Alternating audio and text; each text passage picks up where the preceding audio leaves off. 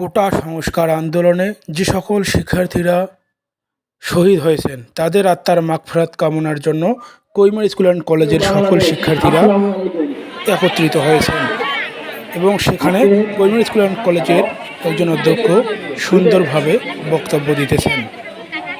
আজকে উত্তর বাংলার বিস্তৃত জনপদ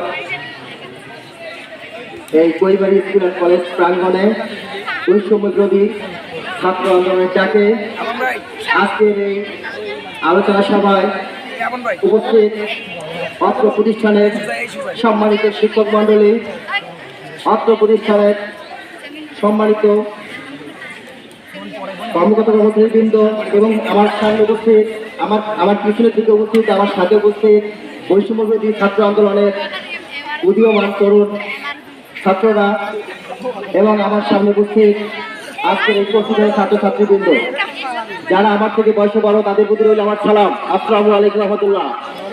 যারা আমার সমবয়সী তাদের প্রতি রইল আমার এই সফলতম আন্দোলনের শুভেচ্ছা। যারা আমার থেকে বয়সে ছোট তাদের প্রতি রইল আমার সমাজের বৈষম্য কারোই কাম্য নয়। আমরাও চাইনি, বাংলাদেশে 18 কোটি মানুষ চায় না, তাই এই বৈষম্য দূর হয়েছে। এই জন্য আমি এই আন্দোলনে বৈষম্যবিরোধী ছাত্র আন্দোলনের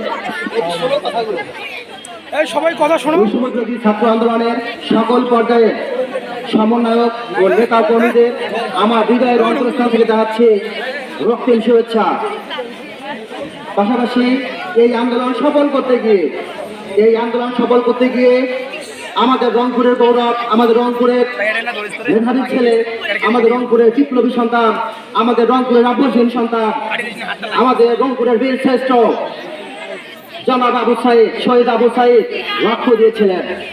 আমি তার পরিবারকে, তার সমস্ত পরিবারকে ধৈর্য ধরার প্রতি আমি অনুরোধ করছি, আমি সমবেদনা জ্ঞাপন করছি।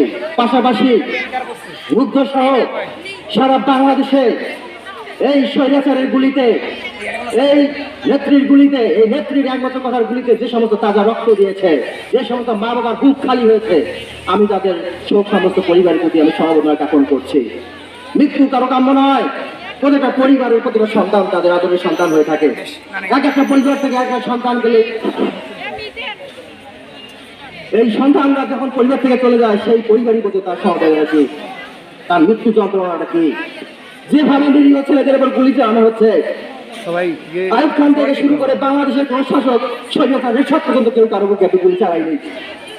আজকে রাজপথে ছেলেদের রক্ত রঞ্জিত লাশ আমরা দেখতে পেয়েছি।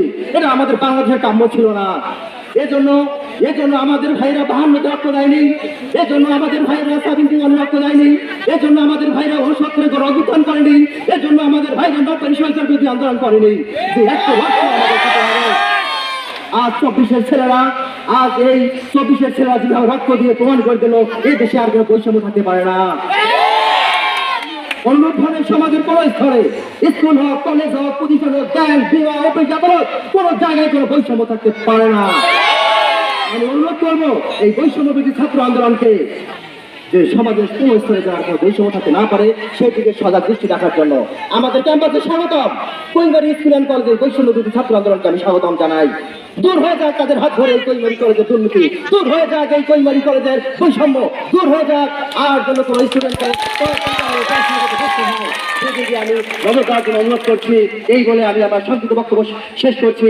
উদয়ের পথে ওরে শনিকার বাণী, ভয় নাই ওরে ভয় নাই, নিঃশেষে প্রাণ যে করিবে দান, ক্ষয় নাই তার ক্ষয় নাই।